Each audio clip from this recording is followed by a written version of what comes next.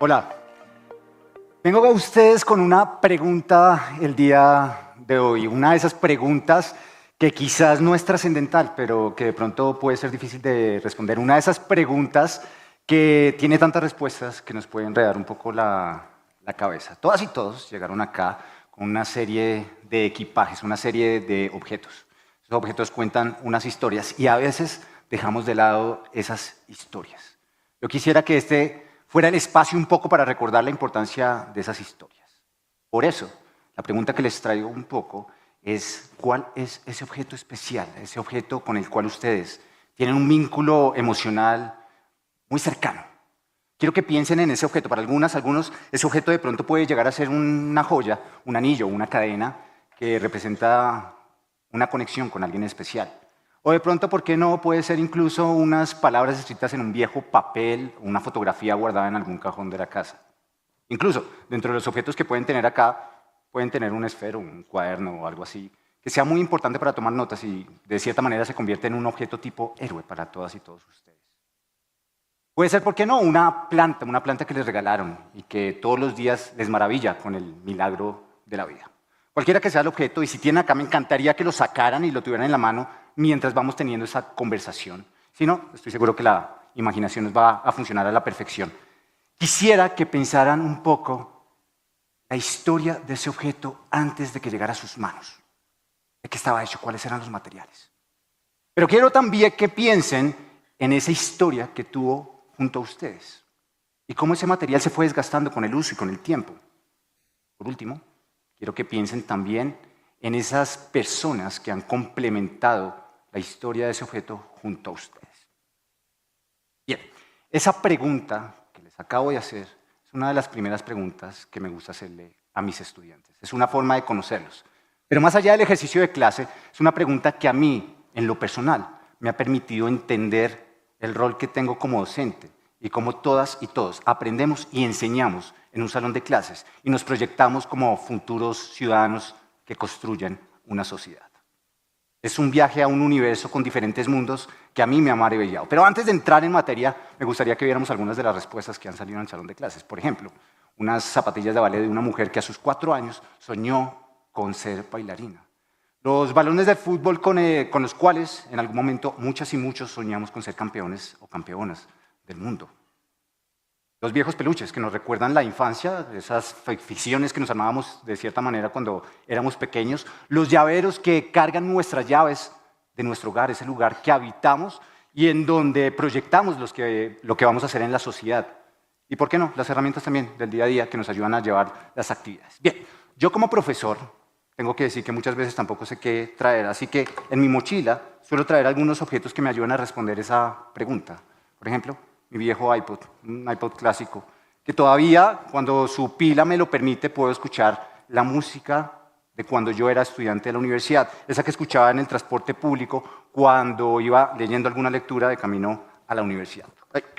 O una vieja piedra que se cayó por acá, recogida de las ruinas de la casa de mi abuelo, el lugar donde él nació hace más de 100 años, y que aunque este lugar ya no existe, de cierta manera me permite conectarme y contar las historias a mis estudiantes de ese espacio. Esos son solo algunos de los objetos que puedo cargar en mi mochila o que puedo cargar en mi bicicleta. No todos los puedo traer. Y yo también, como en casa de herrero, asadón de palo, entro en esa duda de cuál es ese objeto importante y no he podido terminar de responder esa pregunta. Hay elementos más grandes que me encantaría traer al salón de clases. Por ejemplo, la vieja máquina de coser de mi abuela. Esta máquina a mí me maravilló desde que yo era niño. Sus labrados, sus mecanismos, cada pedazo de esa máquina, cuando yo era niño, me hacía soñar. Era más que una máquina, era un automóvil, era un barco, era una nave espacial que me permitía navegar diferentes universos. Lo que yo no sabía es que esa máquina, que fue producida a mediados del siglo pasado, incluso antes de ser producida, ya traía su propia historia. Además, yo aprendí, sí, en Sogamoso la modistería. No tan bien, pero algo. Y entonces yo me dediqué fue a eso en la casa y me llegaban costuritas. Pagaban muy barato por hacer un vestido, muy barato, pero al fin de cuentas. Esa es la voz de mi abuela que murió hace 10 años. Y que en algunas conversaciones que yo tuve la oportunidad de grabar, ella me contaba historias sobre todas las cosas que habitaban en la casa. Y de cierta manera esta era la conexión con su máquina de coser, una historia que empezó mucho antes de que ella tuviera este objeto. Mi abuela le encantaban las historias sobre cada experiencia que iba apareciendo en la casa, sobre cada objeto que le iba habitando. Y me encanta encontrarse con las palabras de Chimamanda Ngozi, la escritora nigeriana, en un espacio como estos, que decía que las historias importan. Muchas historias importan. Mi abuela lo tenía clarísimo, que las historias importaban y que nos conectaban con nuestra humanidad. Mi abuela tenía una historia para absolutamente todo. Era su forma de enseñarnos, era su forma de compartir sus vivencias. Su virtud era contar historias. Quiero creer que la persona que hoy está acá al frente dándoles estas palabras tiene parte de esa virtud, que mi abuela vive a partir de esas historias, que ya casi cumplen un centenar de años y que comparto con mis estudiantes. Hablando de virtudes, Aristóteles solía definir las virtudes como un punto medio entre dos extremos, una visión, para mí, bastante particular en un mundo que se encuentra tan radicalizado, y que esos polos opuestos nos invitan a veces más es a la destrucción que a cualquier otra cosa. Nuestro rol al momento de estar formando las futuras generaciones no puede ser otra que la de buscar la construcción de una mejor sociedad. Y son precisamente las virtudes, las historias y nuestros contextos materiales lo que nos ha permitido en el salón de clases conectarnos los unos y los otros, las unas y las otras, a partir de una red, un tejido humano, un universo de experiencias, unos mundos llenos de historias, en donde todas y todos entendemos que somos diferentes, pero que también hay unos puntos que nos empiezan a conectar y en donde podemos trabajar de la mano. Eso es un llamado a trabajar a partir de las experiencias, porque si bien existen las banderas de las disciplinas que son muy importantes, hemos aprendido que compartiendo las historias y las experiencias podemos empezar a generar nuevas dinámicas de conocimiento. Y esto lo hemos hecho y es un viaje que hemos hecho a partir de 5 mundos que quiero invitarles a conocer, en donde todo empieza por esa pregunta que les hice al comienzo, la dimensión material. Ese contexto que nos rodea y entender que hay unas narrativas, hay unas historias, pero que esas narrativas e historias en nuestros objetos también se pueden llegar a resignificar. Un día llegó un estudiante al salón de clase con una idea. Venía de Boyacá, tierra de los escarabajos colombianos, los ciclistas, y quería unir una máquina entre la pasión de la bicicleta y la pasión de la gastronomía. Así que hizo una especie de Frankenstein que le permitía hacer deporte al mismo tiempo que iba moliendo el maíz para hacer una deliciosa arepa boyacense. Para algunas o algunos, de pronto un objeto incoherente, para otros un objeto complementario que une las narrativas del deporte y de la alimentación.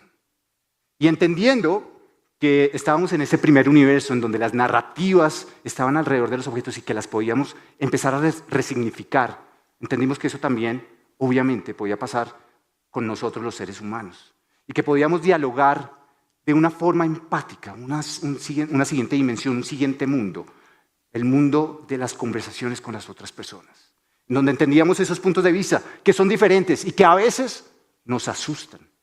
Nos asusta opinar diferente que el otro, porque no sabemos cómo nos vaya a juzgar, no sabemos qué pueda opinar, o no sabemos también qué punto de vista podamos tener nosotros del otro o de la otra. Pero aprendimos que cuando somos valientes y lo hacemos con respeto y establecemos esos espacios de diálogo, podemos construir cosas totalmente nuevas, hacer innovaciones a partir de escenarios que nunca se han explorado.